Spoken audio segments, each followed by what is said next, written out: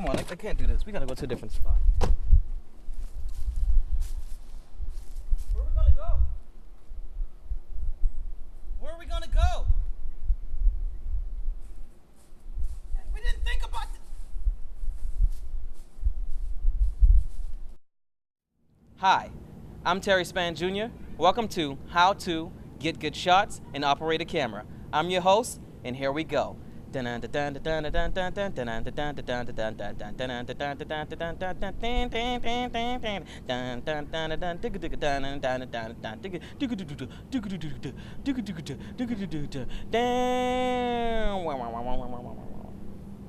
you enjoyed my intro music. Today I'll be going over. You can cut now. White balance, ISO, shutter speed, f-stop, also known as aperture. That's it. That's it. That's all I'm going. You have to cut. Looking at the camera, we have the white balance. You look at that, you see the numbers, and that has to do with hot and cold. Next, we have the ISO.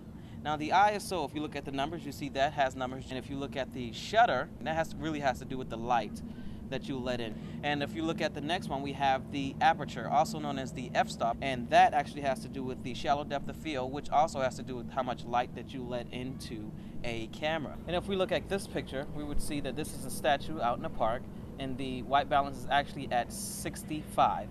And at 65, this is an actual warm shot. The higher the white balance, that's the warmer the shot. The next picture as we go to, as you can see what I'm doing right now, setting the camera, this picture is a bluer shot, which makes it look a little cooler, and this white balance is actually at 36. So like I said, the lower the shot, which is cooler, it makes it blue. And as we can see, this tree, this has to do with the ISOs. And as you can see me setting the settings for this one, the ISO for the first image would be at 320. So the ISO, it actually has to do with this, how sensitive the camera is to the light. The higher the ISO, that is the more sensitive to the light that the camera is. Now, when I say more sensitive, I mean that it's letting a lot more light in. And then the lower that we go with the ISO, as we go to the next picture, which is set at 100 for the ISO, that's where you see it gets a little darker, a little more creepy, a little less things can be seen. That's because it is less sensitive to the light that is letting in. And next we're going to be looking at the shutter speed. The shutter speed actually has to do with how fast or slow the shutter is going. That is another tutorial to teach, but it has to do with how natural and unnatural something actually looks. But if you look at these two camera pans that I have here, you would see that the 1/47 looks more natural.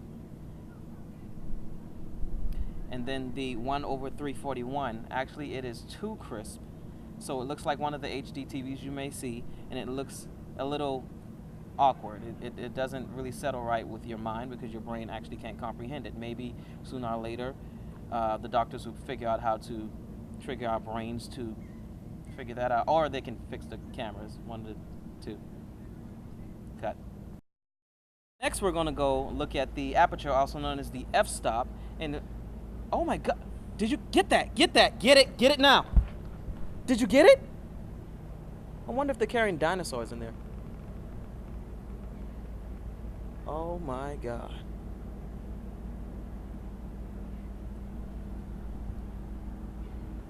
All right, come back to me. Come back to me. Sorry. As I was saying, next we're going to go to the aperture, also known as the f-stop.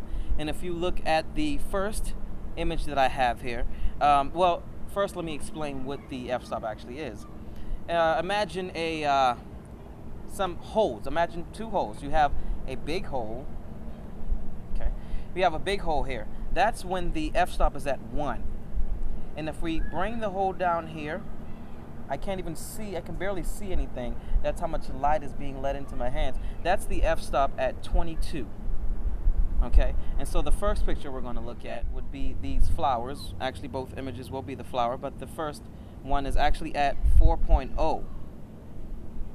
And as you can see, I'm racking and pulling. When I rack, I'm actually focusing on what's in the background, and when I'm pulling, I'm focusing on what's in the foreground, which would be the flower in the foreground and the trees in the background, or the path, walkway.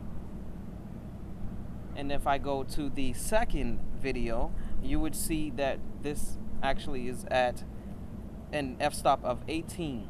And as you can see, there's more that's actually in focus. You have both. You have the flower and you have the tree. You can see both at the same time. There's no racking and pulling because both of them are at the same focal length.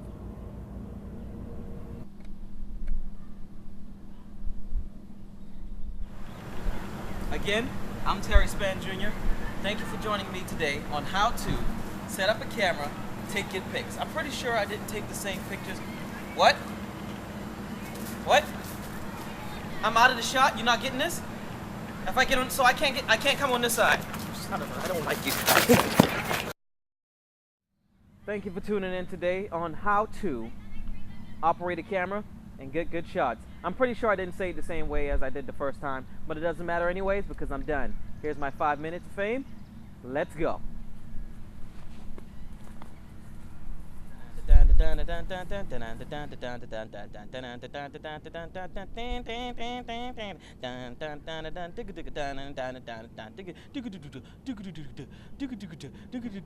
Damn.